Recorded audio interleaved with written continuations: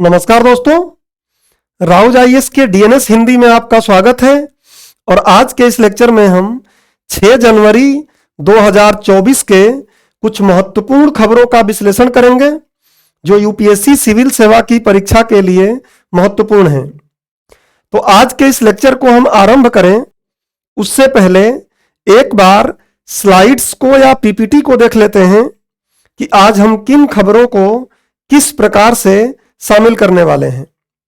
तो देखिए, हर बार की तरह आज भी हम 3 खबरों को लेंगे, जिनमें से इन खबरों को पढ़ने का तरीका हमारा क्या होता है। तो हम पहले न्यूज़पेपर के कटिंग लगाते हैं, जो भी हिंदी माध्यम के या अंग्रेजी माध्यम के न्यूज़पेपर होते हैं उनके कटिंग यहाँ पे हम लगा लेते हैं, जिससे कि आपको ये क्लियर कट आइडिया हो जाए कि किस न्यूज़पेपर से हमने इस खबर को लिया है। उसके बाद उस खबर के महत्वपूर्ण बिंदु को देखेंगे कि क्या उस खबर में महत्वपूर्ण बिंदु है। उसके बाद विगत वर्ष में क्या इस प्रकार के प्रश्न पूछे गए हैं, इसको देखते हैं। और फिर उसमें जो महत्वपूर्ण बिंदु होता है उसको हम यूपीएससी परीक्षा के अनुरूप ढाल कर पढ़ते हैं। उसके बाद इससे संबंधित हम एक अभ्यास प्रश्न देते हैं। इसके बाद फिर अगला जो हमारा खबर रहेगा उसका भी पैटर्न सेम ऐसा ही होता है। इसमें भी हम इसको पढ़ने के बाद इससे संबंधित एक अभ्यास प्रश्न देते हैं। और उसके बाद जो मुख्य परीक्षा का हमारा खबर होता है उसमें हम पहले न्यूज़पेपर की कटिंग लगाते हैं। उसके बाद हम देखेंगे कि क्या खबर के महत्वपूर्ण बिंदु हैं। उसके बाद हम उसको पाठ्यक्रम से जोड़ेंगे। उसके बाद विगत वर्षों के प्रश्न देखेंगे कि क्या जो संबंधित टॉपिक है उससे विगत वर्षों में प्रश्न पूछे गए हैं। और उसके बाद फिर विस्तार से उसको हम अध्ययन करते हैं, जिससे कि यूपीएससी सिविल सेवा के दृष्टिकोण से उस मुद्दे को हम कवर कर पाएं। और इस तरीके से आज हम इन 3 खबरों को कवर करेंगे। तो चलिए हम फिर से फर्स्ट पेज पर आते हैं और आज के डीएनएस को शुरू करते हैं।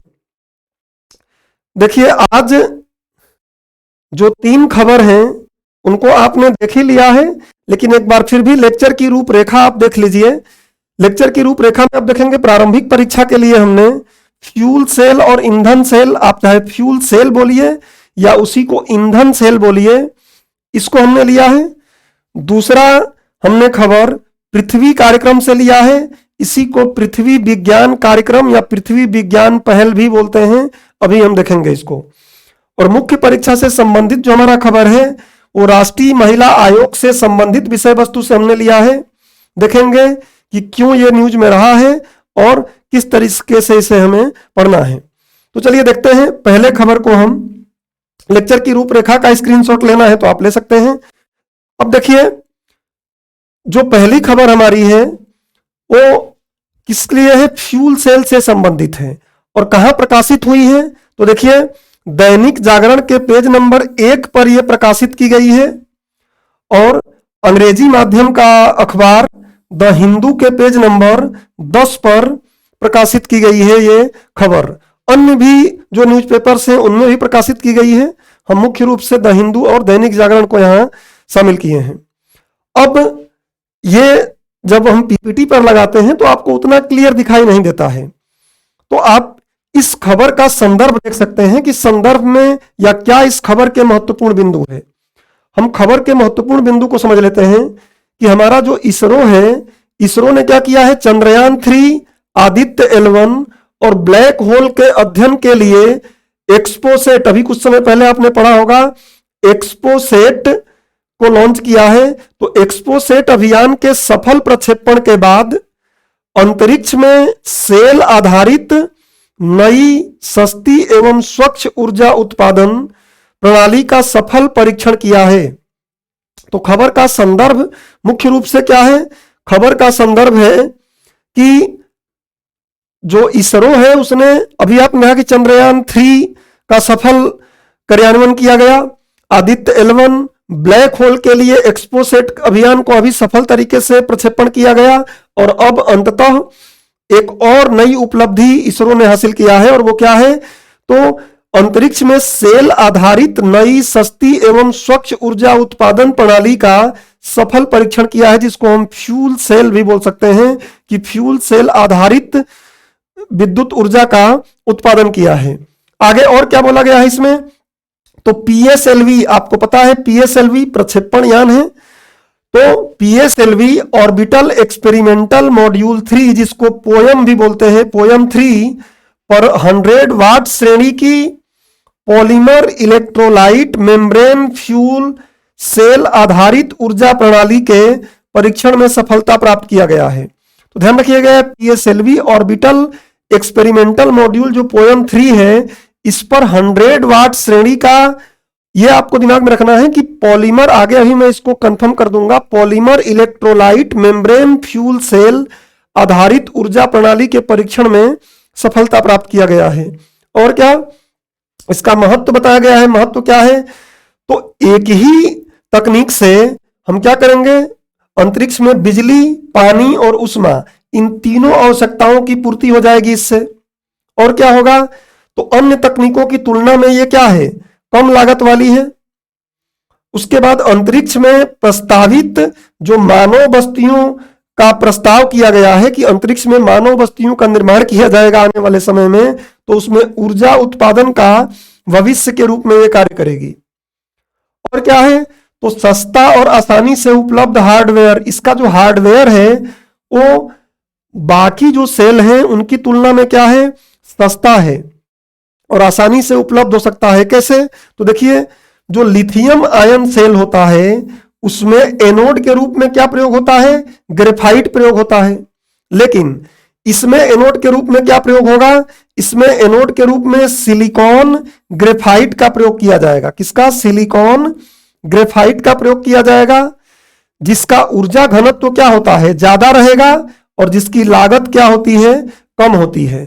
तो इस तरीके से खबर के कुछ महत्वपूर्ण बिंदु है जो मैंने आपको यहां बता दिया। हिंदी के न्यूज़पेपर में भी दिया गया है, तो बहुत अच्छे से आप इसको पढ़ सकते हैं। इसका एक स्क्रीनशॉट ले लीजिए आप।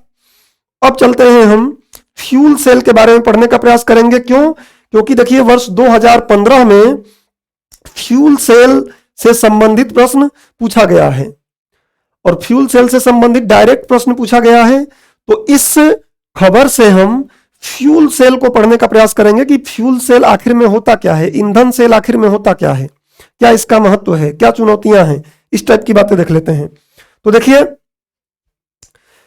हम फ्यूल सेल या ईंधन सेल को अगर समझें तो सबसे पहले सब इसका परिचय देख लेते हैं कि आखिर में यह है क्या। मैं थोड़ा कलर बदल लूं जिससे कि आपको और बेहतर समझ में आए, तो मैं यहां कलर, ठीक है। तो परिचय देखिए कि अच्छा सेल होता क्या है। आपको पता है सेल का मतलब ही होता है कि सेल एक ऐसा उपकरण है जो रासायनिक ऊर्जा को विद्युत ऊर्जा में बदलता है। कोई भी सेल रहे, और कई सेल जब आपस में जुड़ जाते हैं तो उसको हम बोलते हैं बैटरी। सेलों के संयोजन को बैटरी कहा जाता है।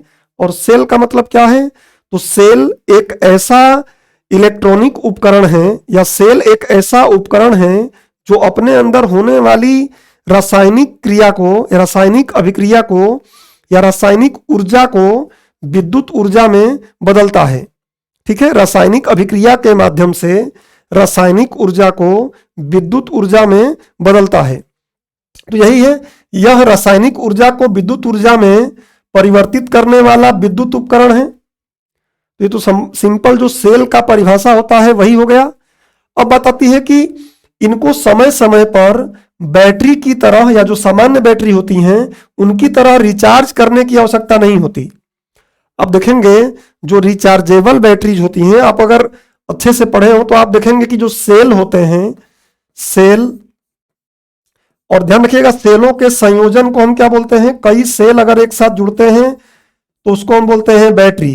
अगर आप 10वीं 12वीं क्लास में पढ़े होंगे तो सेलों के संयोजन को श्रेणी क्रम में, समांतर क्रम में, कई क्रम में, मिश्रित क्रम में जोड़ा जाता है।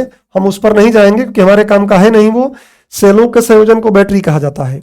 अब सेल जो होते हैं आप देखेंगे कि सेल में क्या होता है, एक एनोड लगाया जाता है और दूसरा एक लगाया जाता है क्या, कैथोड।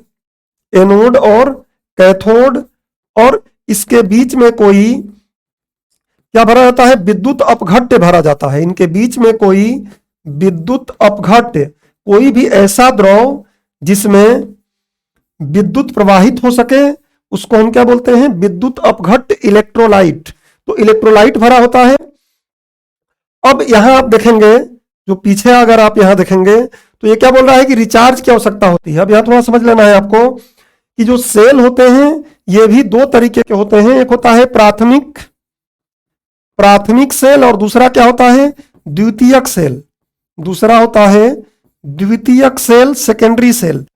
ये रिचार्ज हो जाते हैं, ये रिचार्ज कर सकते हैं आप, या बोल सकते हैं कि इसको आवेशन, हिंदी में अगर हम बोलें तो इनको आवेशन भी किया जा सकता है और निरावेशन भी किया जा सकता है।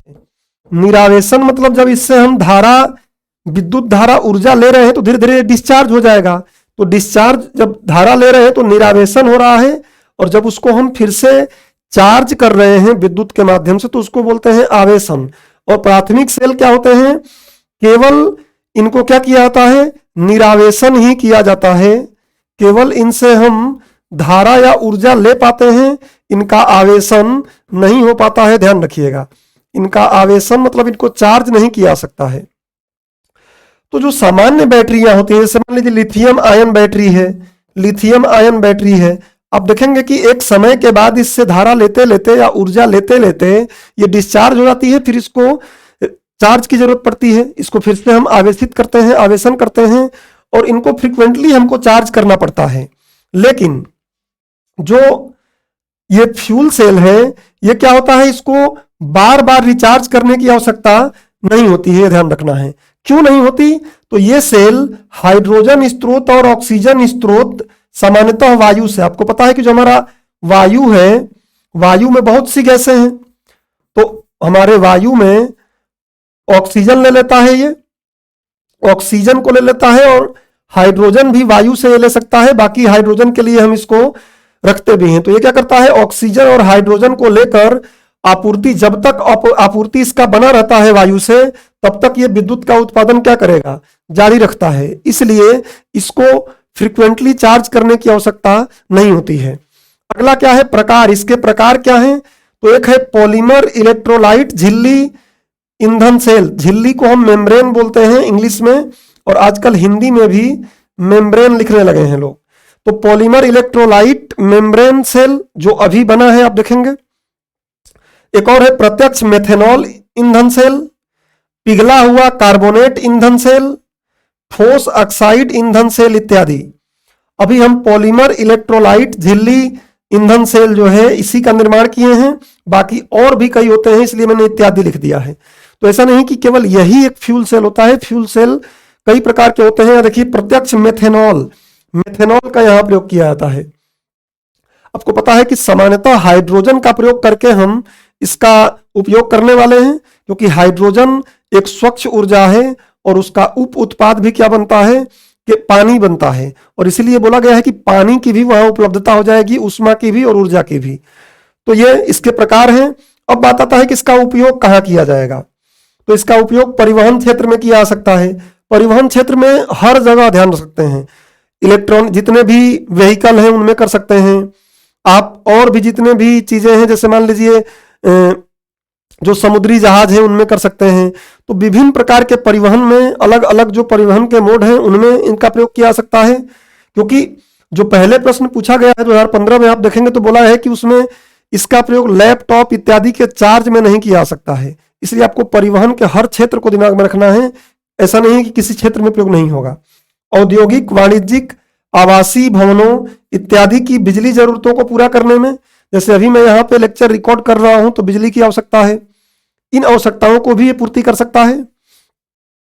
अंतरिक्ष में भी आप देखें हैं, अंतरिक्ष में विभिन्न प्रकार से इसका प्रयोग किया जा सकता है। उसके बाद सैन्य क्षेत्र में इसका प्रयोग हो जाएगा, जहां जहां ऊर्जा की आवश्यकता है वहां वहां इसका प्रयोग किया जा सकता है। सहायक बिजली इकाइयों के लिए इसका प्रयोग किया जा सकता है। लैपटॉप, मोबाइल इत्यादि जैसे जो छोटे उपकरण हैं, विद्युतीय उपकरण, उनको चार्ज करने में भी इसका प्रयोग किया जा सकता है। तो ये ध्यान रखना है आपको उपयोग। अब बात आता है लाभ। इसका लाभ क्या है, देखिए सामान्य बैटरियों की तुलना में यह अधिक समय तक ऊर्जा प्रदान करती है, क्योंकि आसानी से यह निरावेशित नहीं होती है। यह वायु से ही क्या कर लेगा, ऑक्सीजन और हाइड्रोजन के स्रोत को जब तक आपूर्ति उसमें बनी रहेगी तब तक क्या करेगा, वो ऊर्जा देता रहेगा। अगला, इसके संचालन में अत्यधिक शोर नहीं होता है। बाकी बहुत से आप जनरेटर और बहुत चीजें देखेंगे तो बहुत शोर शराबा पैदा करते हैं, इससे कोई शोर मतलब नॉइज पोल्यूशन को यह कम करेगा। हाइड्रोजन की उच्च दक्षता और उच्च ऊर्जा घनत्व के कारण इसकी परिचालन लागत क्या होता है, कम होता है। तकनीक तो महंगी है ये, लेकिन हाइड्रोजन चूंकि बहुत ही ज्वलनशील एक तरीके का ईंधन है और इसलिए, और उसकी ऊर्जा घनत्व भी उसका क्या होता है, बहुत ज्यादा होता है, इसलिए इसकी परिचालन लागत क्या हो जाती है, कम हो जाती है। प्रदूषण की समस्या से निजात दिलाने में सहायक है ये। क्यों? क्योंकि इससे उत्सर्जन कुछ भी जहरीली गैसों का या मानव स्वास्थ्य को प्रभावित करने वाली गैसों का उत्सर्जन नहीं होगा, बल्कि इससे तो क्या होगा, H2O पानी बनेगा और ऊष्मा बनेगी उप उत्पाद के तौर पर। तो इससे कोई भी ऐसा उत्सर्जन नहीं होगा जो हमारे पर्यावरण को नुकसान पहुंचाए। अब है चुनौतियां, डेफिनेटली इससे कुछ चुनौतियां भी होंगी, नई तकनीक है तो। पहला क्या है, यह उच्च लागत वाली प्रौद्योगिकी है, सबके बस का बात नहीं है। अभी ये उच्च लागत वाली प्रौद्योगिकी है, धीरे धीरे ये प्रौद्योगिकी जब जन सामान्य तक पहुंचेगी तो और ज्यादा बेहतर काम करेगी। हाइड्रोजन गैस के उत्पादन, परिवहन, ज्वलनशीलता और भंडारण के लिए अवसंरचना की कमी है। ये आप हाइड्रोजन के लिए जब भी पढ़ेंगे हाइड्रोजन से ऊर्जा के बारे में, तो उस समय आप देखेंगे कि इसमें एक महत्वपूर्ण चुनौती क्या है कि उसको किस तरीके से भंडारण की उत्पादन उसको कैसे किया जाए। इलेक्ट्रोलाइसिस से आपको पता है कि उसका उत्पादन होता है, उसके बाद उसका परिवहन करना, क्योंकि गैस है और बहुत हल्की गैस है, इसलिए बहुत थोड़ी सी मात्रा ही उसकी बहुत ज्यादा फैल जाती है, लिक्विफाई करना पड़ता है। तो परिवहन, ज्वलनशीलता, बहुत तेजी से जलती है, इसलिए ज्वलनशीलता और इसके भंडारण, किस तरीके से इसको भंडारित किया जाए। बहुत बड़े कंटेनर में तो इसको भंडारित कर नहीं सकते हैं, प्रेशराइज करके इसको बहुत छोटे से कंटेनर में अधिक मात्रा कैसे हम इसको भंडारित करें, ऐसी अवसंरचनाएं हमारे पास अभी उतनी मात्रा में उपलब्ध नहीं है। सेल प्रणाली के आकार, वायु, ऊष्मा और जल का प्रबंधन इत्यादि से संबंधित चुनौतियां हैं। वही बोला कि सेल प्रणाली का आकार, अगर सेल प्रणाली जो है हाइड्रोजन का हम प्रयोग करेंगे तो हल्की गैस है तो बहुत ज्यादा जगह घेरेगी, तो किस तरीके से उसका आकार को कम करें हम। उसके बाद वायु, ऊष्मा और जल इत्यादि का प्रबंधन किस प्रकार करें। अगर जल उसमें से निकल रहा है तो उस जल का प्रबंधन कैसे, उस जल को हम यूज करें, तो उसका प्रबंधन, और उससे जो ऊष्मा निकल रही है उसका किस तरीके से प्रबंधन करें, इन सब का किस तरीके से उपयोग करना है, ये भी क्या है, एक चुनौती है। तो ये इसके कुछ महत्वपूर्ण पहलू रहे। इसका आप एक स्क्रीनशॉट ले लीजिए और थोड़ा सा इसके वर्किंग को समझ लेते हैं कि इसका वर्किंग क्या है। देखिए इसका वर्किंग क्या है कि ये है फ्यूल सेल। तो इस फ्यूल सेल में या ईंधन सेल में क्या है, यहां पे देखिए क्या लगा है, एनोड लगा है, ये एनोड लगा है, और यहां पे क्या लगा है, कैथोड लगा है। ये कैथोड है और ये क्या है, एनोड है। यहां से हाइड्रोजन प्रवेश करता है और हाइड्रोजन प्रवेश जब इसमें करता है तो उससे इलेक्ट्रॉन क्या हो जाता है, अलग हो जाता है। आपको पता है कि इलेक्ट्रॉन जब अलग होगा हाइड्रोजन में से तो उस समय ये क्या बन जाएगा, हाइड्रोजन आयन बन जाएगा। फिर ये क्या हो जाएगा, हाइड्रोजन आयन बन जाएगा। इलेक्ट्रॉनों की कमी होने से धनायन बनता है, ध्यान रखिएगा। इलेक्ट्रॉन कम हुआ इसलिए क्या हो गया, हाइड्रोजन आयन बना। और हाइड्रोजन आयन जो है ये प्रोटॉन का काम करता है। तो ये प्रोटॉन क्या करेगा, यहां से इस मेम्ब्रेन को, यहां पे झिल्ली लगी है, इस झिल्ली को क्रॉस करके कैथोड पर चला जाएगा। और जब प्रोटॉन चलेगा इधर तो आपको पता है कि इलेक्ट्रॉन जो है वो किधर चलेगा, इलेक्ट्रॉन इधर चलेगा। तो इलेक्ट्रॉन यहां से एक सर्किट में मूव करेगा और इलेक्ट्रॉन जब मूव करेगा तो पूरा एक सर्किट पूरा हो जाएगा, पूरा एक साइकिल जब पूरा होगा तो इससे क्या होगा, ऊष्मा निकलेगी, हीट निकलेगा, और उसके साथ साथ क्या होगा, उप उत्पाद के तौर पर वाटर निकलेगा, पानी निकलेगा। तो ये इसके वर्किंग है, कार्य है, इसको आप देख सकते हैं। इसका भी एक स्क्रीनशॉट ले लीजिए।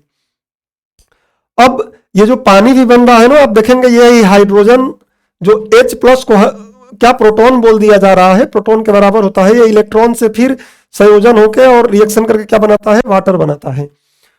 अब हम देखते हैं इससे संबंधित एक अभ्यास प्रश्न। इसको हल करने का प्रयास करिएगा, आराम से हल कर पाएंगे। और जो पहले वाला प्रश्न आया है 2015 में, उसको भी हल करेंगे तो दोनों ही प्रश्न इससे हल हो जाएंगे। अब आते हैं दूसरी खबर पर। जो हमारा दूसरी खबर है वो क्या है? पृथ्वी पहल को कैबिनेट ने मंजूरी प्रदान की। देखिए, ये दैनिक जागरण के पेज नंबर 3 पर दिया गया है और ये सेम न्यूज द हिंदू के पेज नंबर 10 पर दिया गया है। क्या? Cabinet gives nod to Prithvi programme for earth observation. अब इसका संदर्भ आप समझ सकते हैं कि पृथ्वी पहल जो है ये क्या है? पृथ्वी विज्ञान मंत्रालय के तहत कुछ उप योजनाएं थी, उनको शामिल करते हुए इस पहल को कैबिनेट ने मंजूरी दिया है। तो हमें यहाँ पर मुख्य रूप से क्या समझ लेना है कि पृथ्वी विज्ञान या पृथ्वी पहल है क्या, या पृथ्वी कार्यक्रम है क्या। तो इसको हम देख लेते हैं, पृथ्वी कार्यक्रम क्या है। देखिए, पहले तो देखिए 2018 में ऐसे प्रश्न पूछे गए हैं, लेकिन उस समय पूछा गया था किससे? IRNSS से किया गया था, Indian regional navigational satellite system से पूछा गया था। और भी इस प्रकार के जो वैज्ञानिक डेवलपमेंट होते हैं उससे प्रश्न पूछे जाते हैं यूपीएससी की प्रारंभिक परीक्षा में। तो हम देखते हैं कि पृथ्वी विज्ञान या इसी को पृथ्वी कार्यक्रम बोल सकते हैं। विज्ञान इसी पृथ्वी में से VI से विज्ञान ले लिया गया है। तो पृथ्वी विज्ञान कार्यक्रम परिचय देखते हैं। तो यह योजना या कार्यक्रम जो आपको बोलना है, इसी को आप इनिशिएटिव पहल भी बोल सकते हैं, कई जगहों पे पहल बोला गया है। तो यह योजना या कार्यक्रम पृथ्वी विज्ञान मंत्रालय के अंतर्गत आता है, पृथ्वी विज्ञान मंत्रालय के तहत ये आता है। उसके बाद इसका कार्यान्वयन या क्रियान्वयन 2021 से 2026 की अवधि के दौरान किया जाना है। तो ये आपको ध्यान रखना है कि किस समय तक, किस समय के लिए, किस समय से किस समय तक के लिए इसको मंजूरी मिली है। अब बात आती है कि इस योजना में 5 उप योजनाएं शामिल हैं जो अभी चल रही थी। ऐसी 5 उप योजनाएं इसमें शामिल हैं। कौन कौन सी? तो इनके नाम याद कर ले सकते हैं आप, प्रीलिम्स में कभी पूछ लेगा कि इसके तहत कौन कौन सी योजनाएं शामिल हैं। तो एक है वायुमंडल और जलवायु अनुसंधान मॉडलिंग अवलोकन प्रणाली और सेवाएं। दूसरा है महासागर सेवाएं मॉडलिंग अनुप्रयोग संसाधन और प्रौद्योगिकी, ओ स्मार्ट उसका एब्रिविएशन बोलते हैं। ध्रुवीय विज्ञान और क्रायोस्फीयर अनुसंधान, पेसर बोलते हैं उसको। भूकंप विज्ञान और भू विज्ञान, जिसको सेज बोलते हैं एब्रिविएशन में। अनुसंधान, शिक्षा, प्रशिक्षण और आउटरीच, ये कार्यक्रम जो लिया गया है। तो इस तरीके से 5 कार्यक्रमों को इसमें क्या कर दिया गया है, शामिल करके इस पहल को शुरू किया गया है। अब इसका उद्देश्य क्या है? उद्देश्य महत्वपूर्ण है, उद्देश्य से भी कभी प्रश्न पूछ लेगा। उद्देश्य में क्या है? कुल मिला के पृथ्वी के अवलोकन से संबंधित ये बात है, चाहे महासागर हो, चाहे जो उच्च क्षेत्र हैं वहां पर, तो अवलोकन से संबंधित बातें हैं। देखिए, पृथ्वी प्रणाली में होने वाले महत्वपूर्ण परिवर्तन संकेतों को रिकॉर्ड करने के लिए वायुमंडल, महासागर, भूमंडल, क्रायोस्फीयर, जो भी हिम से जमा हुआ क्षेत्र है उसको क्रायोस्फीयर बोलते हैं, आपको पता है। और पृथ्वी के ठोस हिस्से का दीर्घकालिक अवलोकन और संवर्धन करने के लिए इसका उद्देश्य है। अगला क्या है? मौसम, महासागर और जलवायु खतरों को समझने और उनकी भविष्यवाणी करने एवं जलवायु परिवर्तन के विज्ञान को समझने के लिए मॉडलिंग प्रणाली का विकास करना है कि जलवायु परिवर्तन किस प्रकार हो रहा है, उसको समझने का प्रयास किया जाएगा। पृथ्वी के ध्रुवीय और उच्च समुद्री क्षेत्रों का अन्वेषण करना भी इसका एक उद्देश्य है। उसके बाद सामाजिक अनुप्रयोगों के लिए समुद्री संसाधनों की खोज और टिकाऊ दोहन के लिए प्रौद्योगिकी का विकास करना। समुद्री संसाधनों की खोज किया जाए और उसको सतत रूप से कैसे हम प्रयोग में लाएं, उसका भी विकास करना है। सामाजिक, पर्यावरणीय और आर्थिक लाभों के लिए वैज्ञानिक अंतर्दृष्टि को व्यवहारिक सेवाओं में परिवर्तित करना।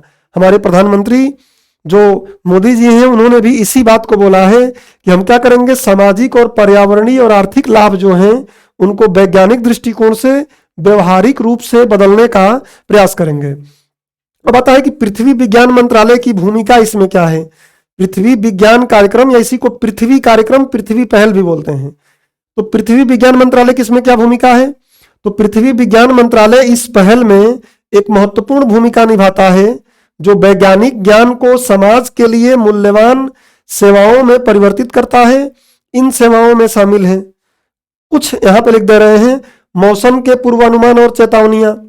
आपको पता है कि मौसम का पूर्वानुमान रहे, और आजकल भारत में भी जो मौसम का पूर्वानुमान आप देखते हैं बहुत बेहतर किया जाता है, चाहे बारिश का हो चाहे ठंडी का हो, आप देखेंगे बहुत बेहतर पूर्वानुमान होता है।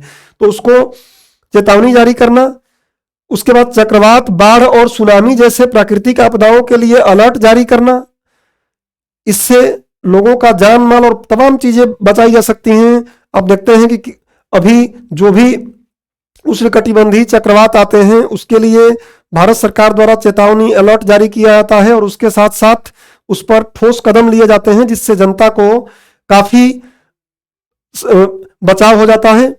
भूकंप की निगरानी करना इत्यादि, ये सारे काम पृथ्वी विज्ञान मंत्रालय की इसमें भूमिका है। तो ये पृथ्वी विज्ञान या पृथ्वी कार्यक्रम के बारे में जो महत्वपूर्ण बातें थी वो हमने देख लिया। इसका एक स्क्रीनशॉट ले लीजिए, और उसके बाद अब देखिए ये पीआईबी में इस खबर को प्रकाशित भी किया गया है। पृथ्वी विज्ञान या पृथ्वी, यहीं से वी से विज्ञान ले लिया गया है, यही सब बातें इसमें की गई हैं। आप पीआईबी पर जाकर देख भी सकते हैं। इससे संबंधित एक अभ्यास प्रश्न है, इसको हल करने का प्रयास करिएगा। और अब हम आते हैं आज के तीसरे खबर पर, जो मुख्य परीक्षा के दृष्टिकोण से हम कवर कर रहे हैं, लेकिन इससे संबंधित प्रारंभिक परीक्षा में भी प्रश्न पूछे जा सकते हैं, क्योंकि आप देखेंगे बहुत से संवैधानिक, सांविधिक या कार्यकारी निकायों से संबंधित प्रश्न प्रारंभिक परीक्षा में पूछे जा चुके हैं। चाहे अल्पसंख्यक आयोग से प्रश्न हो, चाहे निर्वाचन आयोग से हो, ऐसे ही आयोगों से भी संबंधित प्रश्न पूछे जाते हैं प्रारंभिक परीक्षा में भी। तो इसलिए आपको दोनों के हिसाब से इसको पढ़ लेना है। कुछ स्टैटिक बातें आपको सेल्फ रिवाइज भी कर लेनी चाहिए। तो देखिए खबर क्या है, यह दैनिक जागरण के पेज नंबर 2 पर प्रकाशित किया गया है, और खबर यह है कि दिल्ली महिला आयोग ने 8 वर्ष में दर्ज की इतनी शिकायतें, इन्होंने रिपोर्ट जारी किया है। अपना जो दिल्ली महिला आयोग है उन्होंने अपना रिपोर्ट जारी किया है, और उस रिपोर्ट में अपनी विभिन्न प्रकार की उपलब्धियों के बारे में उन्होंने बात किया है कि क्या क्या चीजें हैं। उस रिपोर्ट में अपनी उपलब्धियों की भी बात किया है। मुख्य रूप से इस न्यूज में तो उपलब्धियां ही बताई जा रही हैं। थोड़ा कंटेक्स्ट और समझ लीजिए कि आपको पता है कि दिल्ली महिला आयोग की अध्यक्ष थी कौन, अध्यक्ष या अध्यक्षा बोल सकते हैं, स्वाति मालीवाल जी। स्वाति मालीवाल जो काफी एक्टिव भी रही अपने कार्यकाल के दौरान, और अभी आपको पता है कि उनको यहां से त्याग पत्र दिलवाकर उनको राज्यसभा के लिए आम आदमी पार्टी ने क्या किया है, नामांकित करने का बात की है या नामांकित करना चाहती है। तो स्वाति मालीवाल जी का एक तो क्या है कि यहां से त्याग पत्र दिया गया है, दूसरा ये रिपोर्ट आया है। तो उस रिपोर्ट के संदर्भ में हमारे लिए जो महिला आयोग है ये महत्वपूर्ण हो जाता है, और इसलिए हम राष्ट्रीय महिला आयोग से संबंधित विषय वस्तु को विस्तार से आज पढ़ेंगे। देखिए पहले तो खबर का संदर्भ देख लीजिए। खबर का संदर्भ क्या है कि दिल्ली महिला आयोग ने बीते 8 वर्षों में 1,70,423 शिकायतें दर्ज की, और पिछले आयोग का जो कार्यकाल था उसकी तुलना में 700% अधिक केस दर्ज किए गए हैं इस बार के आयोग के कार्यकाल में। और क्या है, तो ये बता रहे हैं कि इसमें न्यूज आर्टिकल ये बोल रहा है कि मणिपुर हिंसा के दौरान इनके द्वारा, इस आयोग के द्वारा, खासकर स्वाति मालीवाल जी के द्वारा दौरा करके राष्ट्रपति को अंतरिम सिफारिशें भेजी गई थी, जो कि इसके अधिकार क्षेत्र के बाहर था, फिर भी वहां पर यह काम किया गया। और दिल्ली के अधिकार क्षेत्र के बाहर कई मामलों के निपटान में ये सक्रिय रही। जैसे आप देख सकते हैं उन्नाव वाला जो मामला हुआ था, अगर आप पढ़े होंगे तो उन्नाव वाला केस, उसमें भी तो अलग अलग जगहों पे काफी एक्टिव रही, और इसमें यही सब बातें किया गया है कि यौन उत्पीड़न के कौन से मामले थे, कितने, और साइबर अपराध से जुड़े कौन से मामले थे। इस तरीके से अलग अलग मामलों की बात की गई है, जो हमें फैक्ट के तौर पर इतना और इतने डेटा याद करने की कोई आवश्यकता है नहीं। तो ये तो खबर का संदर्भ रहा। अब इसको पाठ्यक्रम से जोड़ लेते हैं। तो ये पाठ्यक्रम में प्रश्न पत्र 3 और सामान्य अध्ययन के 2 में जुड़ेगा। कहां जुड़ेगा, तो 2 बिंदुओं में जुड़ेगा। देखिए सांविधिक, विनियामक और विभिन्न अर्ध न्यायिक निकाय, इसमें भी जोड़ सकते हैं आप। और इसमें भी इसको जोड़ सकते हैं। मैं थोड़ा पेन बदल लूं, इसको यहां भी जोड़ सकते हैं कि केंद्र एवं राज्यों द्वारा जनसंख्या के अति संवेदनशील वर्गों के लिए कल्याणकारी योजनाएं और इन योजनाओं का कार्य निष्पादन इन अति संवेदनशील वर्गों की रक्षा और बेहतरी के लिए गठित तंत्र, विधि, संस्थान और निकाय। तो सोशल जस्टिस के तौर पर भी इसको आप देख सकते हैं। तो ये तो सिलेबस से हमने इसको जोड़ दिया।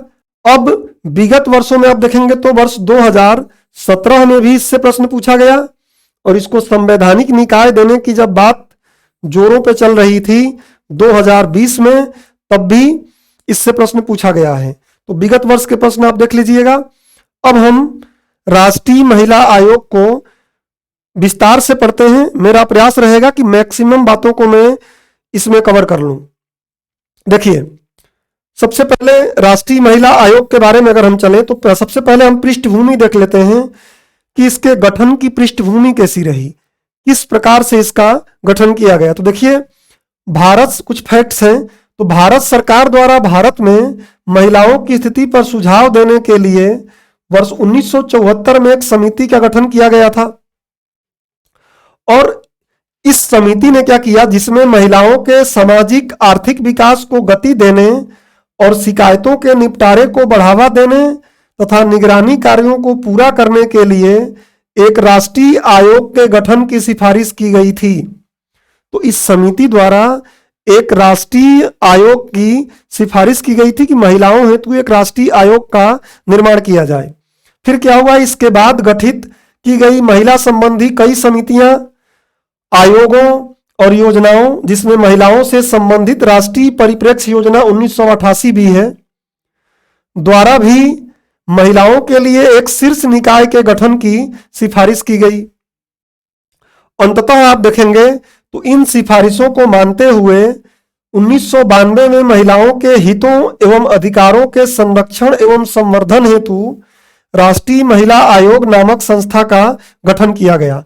तो क्या, किस तरीके से यह गठन किया गया, आप देख सकते हैं कि इसका प्रयास 1974 से किया गया और अंततः ये 1992 में आकर गठित किया गया। हालांकि इसके लिए कानून 1990 में ही बना लिया गया था, लेकिन गठन 1992 में किया गया। तो पृष्ठभूमि क्लियर हो गई। तो आते हैं हम परिचय पर। क्या है ये परिचय में, देखिए तो यह एक सांविधिक निकाय है। सांविधिक या विधिक बोल सकते हैं, मतलब संविधान में इसका कोई उल्लेख नहीं है, लेकिन संसद के द्वारा एक कानून बनाकर, एक अधिनियम बनाकर इसका निर्माण किया गया है, इसलिए इसको सांविधिक या विधिक बोलते हैं, ध्यान रखिएगा।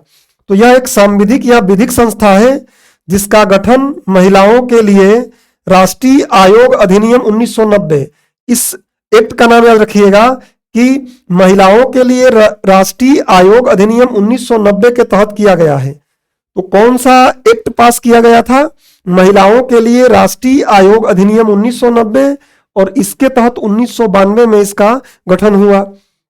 इसकी स्थापना केंद्र सरकार द्वारा 31 जनवरी 1992 को किया गया था। लगे हाथ तो ध्यान रख लीजिए यहां पे कि राज्य सरकारें जो हैं, राज्य सरकारों द्वारा भी, राज्य, जैसे तो दिल्ली का न्यूज आया था, तो राज्य सरकारों द्वारा भी राज्यों के अनुरूप जो भी राज्यों द्वारा पारित कानून या आदेश के माध्यम से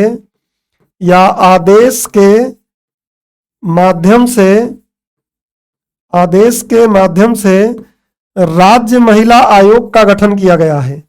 राज्य महिला आयोग का गठन किया जाता है, आयोग का गठन किया जाता है। ध्यान रखिएगा कि जो 1990 वाला एक्ट है उसके माध्यम से नहीं, बल्कि राज्य द्वारा पारित कानून या आदेश के माध्यम से इसका गठन किया जाता है और अधिकतम राज्यों द्वारा एवं केंद्र शासित प्रदेशों में इसकी उपस्थिति है। तो राज्य वाला भी दिमाग में रखिएगा। केंद्र का जो हम पढ़ रहे हैं लगभग वैसा ही राज्य का भी कार्य और शक्तियां रहेगा। इतना बस जानना आपको राज्य के लिए जरूरी है। अब आता है उद्देश्य। क्या उद्देश्य रहा, तो समझ सकते हैं कि महिलाओं पर जो भी विभिन्न प्रकार के अत्याचार होते हैं या विभिन्न प्रकार की जो भी महिलाओं से संबंधित समस्या है उनको समाधान प्रदान करने के लिए इसका गठन किया गया। तो उद्देश्य क्या है? महिलाओं के लिए संवैधानिक एवं कानूनी सुरक्षा उपायों की समीक्षा करना। महिलाओं को संविधान में भी विभिन्न प्रकार के सुरक्षा उपाय दिए गए हैं, तो उनको समीक्षा करेगा ये। अगला, उपचारात्मक विधायी उपायों की सिफारिश करना। जो भी महिलाओं के लिए उपचारात्मक विधायी उपाय हैं उनकी सिफारिश करने के लिए। शिकायतों के निवारण को बढ़ावा देने के लिए महिलाओं से संबंधित जो भी शिकायतें हैं उनके समाधान के लिए, निवारण के लिए सिफारिशें देने के लिए, और महिलाओं को प्रभावित करने वाले सभी नीतिगत मामलों पर सरकार को सलाह देने के लिए इसका गठन किया गया था। तो ये इसका उद्देश्य है।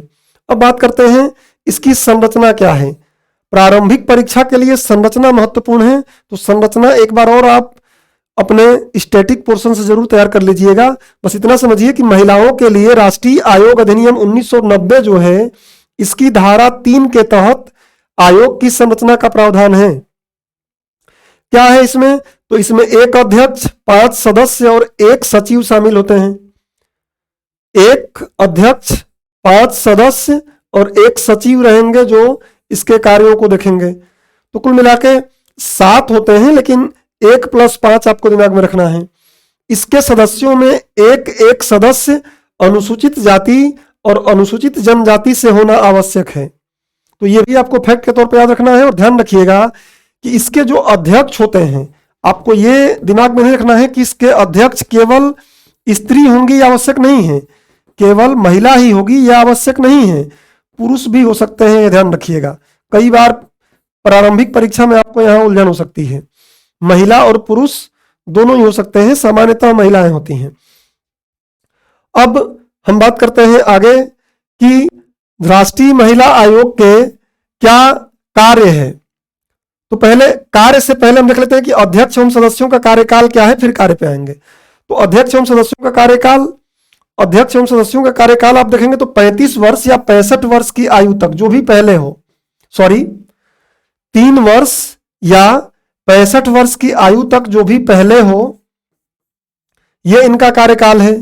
परंतु वे अपना पद किसी भी समय केंद्र सरकार को त्याग पत्र देकर भी छोड़ सकते हैं, सदस्य और अध्यक्ष।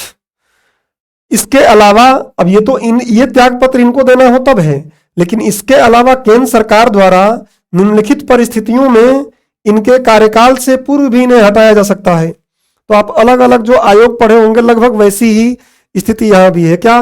दिवालिया घोषित कर दिया जाए, अध्यक्ष सदस्य किसी को भी अगर दिवालिया घोषित कर दिया गया तो उसको केंद्र सरकार हटा सकती है।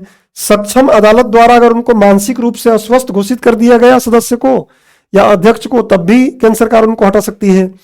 किसी ऐसे अपराध के लिए दोषी सिद्ध किए जाने पर जिसमें सजा दी गई हो और जो केंद्र सरकार की दृष्टि में नैतिक कदाचार माना जाता है, तो नैतिक कदाचारों के आधार पर भी उनको हटाया जा सकता है। आयोग की लगातार 3 बैठकों में अनुपस्थित रहने पर भी हटाया जा सकता है। इसके बावजूद भी अध्यक्ष या सदस्य को तब तक उसके पद से नहीं हटाया जा सकता जब तक कि उसे सुनवाई का एक उचित अवसर प्रदान न किया जाए। तो ये तो कुछ हो गया कि उनका कार्यकाल क्या है, कैसे अध्यक्ष और सदस्य त्याग पत्र दे सकते हैं और केंद्र सरकार किस तरीके से उनको हटा सकती है। अब बात आता है कि इसका कार्य क्या है, फिर शक्तियां देखेंगे। कार्य देखिए, संविधान और अन्य कानूनों के तहत महिलाओं के लिए प्रदान किए गए सुरक्षा उपायों से संबंधित सभी मामलों की जांच और परीक्षण करना इनका कार्य है। और इन सुरक्षा उपायों के कार्य पालन के संबंध में केंद्र सरकार को वार्षिक या अन्य अनुकूल समय पर रिपोर्ट भेजना। वार्षिक रिपोर्ट भी भेज सकते हैं या फिर अन्य अनुकूल समय पर साल में 2 बार भी भेज सकते हैं, कई बार 1 साल में 1 भी नहीं भेजते हैं। तो ये अनुकूल समय पर रिपोर्ट भेजना। ऐसी रिपोर्टों में संघ या किसी राज्य द्वारा महिलाओं की स्थिति में सुधार के लिए उन सुरक्षा उपायों के प्रभावी कार्यान्वयन के लिए सिफारिश करना। जो रिपोर्ट है, ध्यान रखिएगा, अगर किसी इनके द्वारा अगर किसी राज्य से संबंधित अगर रिपोर्ट भेजा जा रहा है तो उस राज्य को भेजा जाता है, और जो भी रिपोर्ट यहां भेजी जाती है उस रिपोर्ट को संसद के या राज्य विधायिका के पोर्टल पर राज्य विधायिका के समक्ष रखा जाता है और इस पर डिस्कशन किया जाता है। इनकी सिफारिशों को अगर नहीं भी मानते हैं तो उसके लिए सरकार को क्या करना पड़ता है, कारण बताना पड़ता है। अब बात आती है कि महिलाओं से जुड़े संविधान के उपबंधों एवं कानूनों के उल्लंघन के मामलों को हाथ में लेना। अगर संविधान से संबंधित या कानूनों से संबंधित मामले में अगर उल्लंघन होता है तो ये स्वतः संज्ञान भी ले सकते हैं। संघ एवं राज्य के अधीन महिलाओं के विकास की प्रगति का मूल्यांकन करना कि संघ और राज्य के अधीन जो महिलाएं हैं उनका क्या क्या प्रगति हुआ है, क्या दिक्कतें हैं। केंद्र सरकार द्वारा सौंपे गए मामलों की जांच करना। तो ऐसे और भी बहुत से कार्य हैं। अब देखेंगे तो जो एक्ट है उसी एक्ट में लगभग 14 कार्य दिए गए हैं। हमने कुछ कार्यों को लिखा, सारे कार्य महिलाओं की स्थिति से ही संबंधित है। अब इनकी शक्तियां क्या है, तो इनको सिविल अदालत की शक्ति प्राप्त है। ध्यान रखिएगा कि ये स्वतः संज्ञान भी ले सकते हैं। ये कभी पूछ सकता है सुओ मोटो एक्शन, तो स्वतः संज्ञान लेने की भी शक्ति इनकी है, सुओ मोटो एक्शन की। सिविल अदालत की शक्ति प्राप्त है। सिविल अदालत की क्या शक्ति होती है तो आपको आइडिया होगा ही। देखिए, भारत के किसी भी हिस्से से किसी भी व्यक्ति को हाजिर कराना तथा शपथ पत्र पर उसकी परीक्षा करना और किसी भी दस्तावेज की खोज और उत्पादन की मांग कर सकते हैं। ये किसी भी सार्वजनिक रिकॉर्ड को किसी भी अदालत या कार्यालय से मांग सकते हैं। ये साक्ष्य एवं दस्तावेजों के परीक्षण हेतु समन जारी कर सकते हैं। तो ये इनकी शक्तियां हैं जो सिविल अदालत से संबंधित ही शक्तियां हैं। अब इसका आप स्क्रीनशॉट ले लीजिए। पीछे इसका स्क्रीनशॉट तो ले ही लिए होंगे, इसका भी आप स्क्रीनशॉट ले लिए होंगे। अब इसके पीछे तो स्क्रीनशॉट ले ही लिए थे आप। अब देखिए आगे हम बढ़ते हैं कि राष्ट्रीय महिला आयोग की प्रमुख उपलब्धियां क्या है। राष्ट्रीय महिला आयोग के गठन के बाद से इसने क्या उपलब्धि हासिल किया है। तो देखिए, पहला घरेलू हिंसा अधिनियम 2005, दहेज प्रतिषेध अधिनियम 1961 जैसे महिलाओं के अधिकारों से संबंधित कानूनों के कार्यान्वयन को सुदृढ़ करने में मदद किया है इसने। तो इसने दहेज से संबंधित या महिलाओं से जो भी घरेलू हिंसा से संबंधित मामले हैं उसको क्रियान्वित करने के लिए काफी प्रयास किया है। आगे इसने कार्यस्थल पर महिलाओं का यौन उत्पीड़न रोकथाम, निषेध और निवारण अधिनियम 2013 का कार्यान्वयन और इसकी निगरानी सुनिश्चित की है।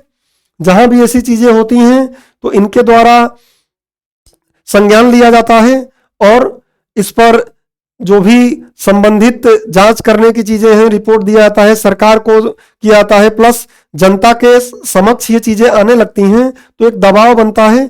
बाकी हम देखेंगे इनके शक्तियों में अपने जो भी निर्णय हैं उनको लागू कराने की शक्ति इनके पास है नहीं, लेकिन फिर भी इन्होंने काफी अच्छा काम किया है। इसने बाल विवाह के मुद्दे पर सक्रिय रूप से कार्य किया है।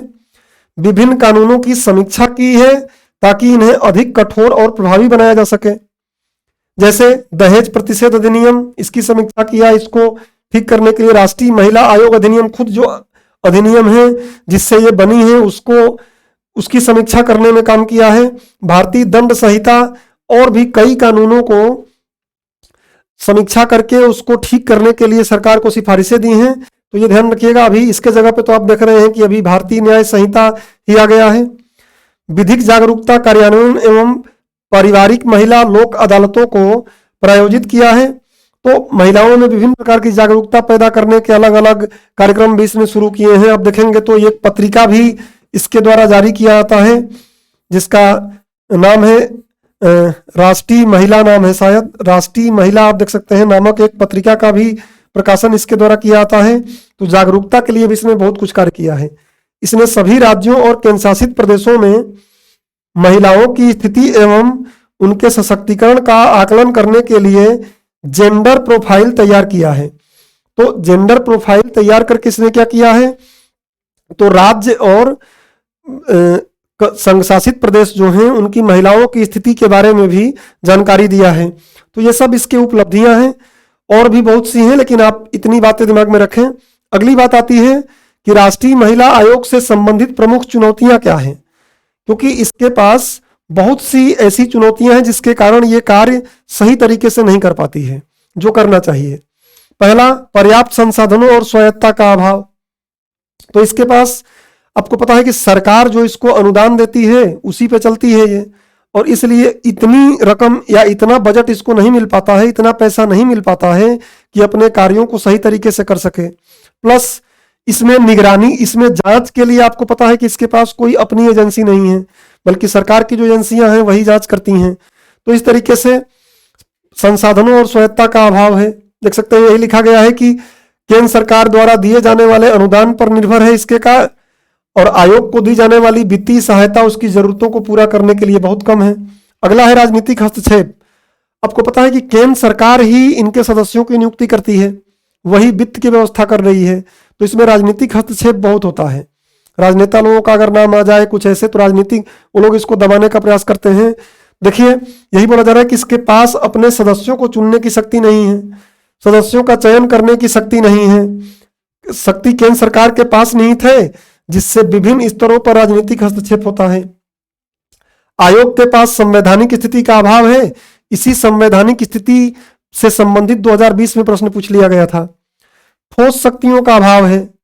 इसके पास केवल अनुशंसात्मक, मतलब कुल मिला के सिफारिश ही कर पाती है, ये सिफारिश ही कर पाती है, अपने जो निर्णय हैं उनको लागू कराने की इसके पास शक्ति नहीं है। अगर संवैधानिक इसको दर्जा प्रदान किया जाएगा तो ये सारे कार्य इसको मिलेंगे और ये सही तरीके से कार्य कर पाएगी। इसलिए इसको क्या करना चाहिए, संवैधानिक दर्जा का अभाव है, ये भी एक महत्वपूर्ण चुनौती है, क्योंकि इसके पास इतनी शक्तियां नहीं है कि अपने निर्णयों को ये लागू करवा सके, बल्कि सरकार को ये सिफारिश दे देती है और सरकार पर डिपेंड करता है कि वो इसको लागू कराती है या नहीं कराती है। अब अपर्याप्त प्रतिनिधित्व, आप देखेंगे निचली जातियों, जनजातियों, धार्मिक अल्पसंख्यकों सहित जो हाशिए पर रहने वाले जो वंचित वर्ग हैं, महिलाएं, इनके अपर्याप्त प्रतिनिधित्व के लिए इसकी आलोचना हमेशा की जाती है कि इसमें जो एकदम निम्न वर्ग के लोग और एकदम दबे कुचले लोग हैं उनका प्रतिनिधित्व सही ढंग से नहीं है। महिला तो हैं, लेकिन महिला एक उच्च स्तरीय लेवल के लोग हैं, इसलिए सभी लोगों को इससे न्याय नहीं मिल पाता या सभी लोगों के मुद्दे इसमें नहीं परिलक्षित हो पाते हैं। सीमित पहुंच, जो दूर दराज के एरिया हैं वहां पर इनकी पहुंच नहीं है, सीमित है, और इसलिए जो अनपढ़ महिला हैं या बहुत दूर दराज के इलाकों में महिलाएं हैं वहां तक प्रभावी ढंग से पहुंचने में ये सक्षम नहीं हो पा रहा है। तो ये सब इसकी चुनौतियां हैं। इनका एक स्क्रीनशॉट आप ले लीजिए। और अब हम बात करते हैं कि क्या किया जाना चाहिए या आगे का रास्ता क्या हो, या बोल सकते हैं कुछ सिफारिशें, क्या हमें सिफारिश करनी चाहिए कि क्या क्या चीजें करें हम कि ये सही ढंग से कार्य करने लगे, या जो इसकी चुनौतियां हैं उनका समाधान किया जा सके। तो वही सब बातें जो चुनौतियां हैं उन्हीं को ठीक करना है हमें। देखिए पहला क्या है, दूर दराज के क्षेत्रों तक पहुंच को सुनिश्चित किया जाए। तो कैसे, तो हेल्पलाइन, ऑनलाइन प्लेटफॉर्म और मोबाइल आउटरीच जैसे विभिन्न चैनलों के माध्यम से विशेष रूप से दूर दराज के क्षेत्रों में महिलाओं के बीच महिला आयोग के बारे में अधिक जागरूकता को बढ़ावा दिया जाना चाहिए। तो इसको दूर दराज के क्षेत्रों तक भी पहुंचाने के लिए विभिन्न प्रयास किए जाने चाहिए, जिससे कि सभी और खासकर अनपढ़ और वंचित एकदम जो निचले स्तर पर बैठी हुई महिलाएं हैं उनको भी न्याय मिल सके। उसके बाद पर्याप्त वित्त की व्यवस्था को सुनिश्चित करना, यह सबसे महत्वपूर्ण है। अगर वित्त की व्यवस्था पर्याप्त नहीं रहेगा तो ये अपना कार्य सही से नहीं कर पाएंगे, हमेशा हस्तक्षेप बना रहेगा। संवैधानिक दर्जा दिया जाना भी एक अच्छा उपाय है कि इसको संवैधानिक दर्जा दे दिया जाए, जिससे कि राजनीतिक हस्तक्षेप से बचाव हो सके। अगला, महिला आयोगों के प्रदर्शन, धन के उपयोग और प्रभाव का आकलन करने के लिए बाह्य एजेंसियों की सहायता से नियमित रूप से इनका सामाजिक लेखा परीक्षण, सोशल ऑडिट किया जाना चाहिए। तो आपको देखिए हर राज्य की, और भी राज्यों में महिला आयोग हैं लेकिन उतना एक्टिवली कार्य नहीं करते हैं। कई बार इन पर प्रश्न चिन्ह भी खड़ा होता है कि ये सही तरीके से कार्य नहीं कर रहे हैं।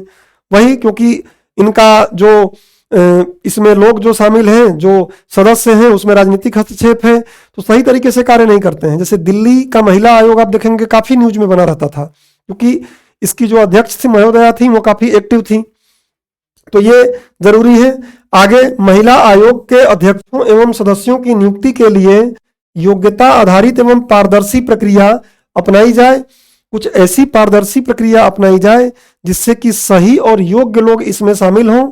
राजनीतिक हस्तक्षेप को कम किया जाए जिससे कि ठीक ढंग से कार्य कर सकें और महिलाओं के विभिन्न समस्याओं से निजात दिलाने में ये महत्वपूर्ण साबित हो। तो ये इसका कुछ सिफारिशें हैं, क्या किया जाना चाहिए, इसका स्क्रीनशॉट ले लीजिए। इस प्रकार आज का डीएनएस के तीनों महत्वपूर्ण बिंदुओं को हमने कवर कर लिया। उम्मीद करता हूं कि ये सभी बातें आपको स्पष्ट तरीके से समझ में आ गई होंगी। पढ़ाई करते रहिए, मिलते हैं अगले डीएनएस में।